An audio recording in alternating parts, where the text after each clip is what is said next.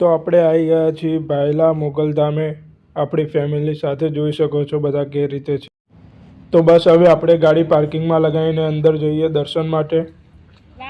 તો મળીએ અંદર જઈને. તો આપણે અંદર આવી ગયા છીએ હવે.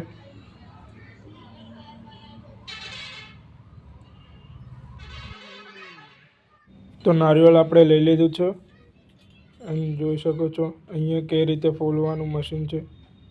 તો હવે જઈએ અંદર અને અંદરથી પણ મંદિર બતાવું નજીકથી.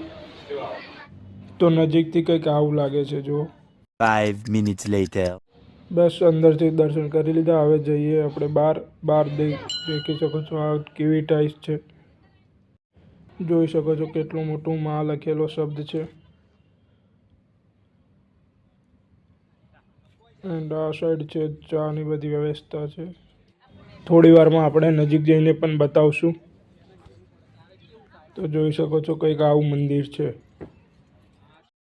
હવે ચાનું કંઈક આવું છે. જોઈ શકો છો નજીકથી પણ.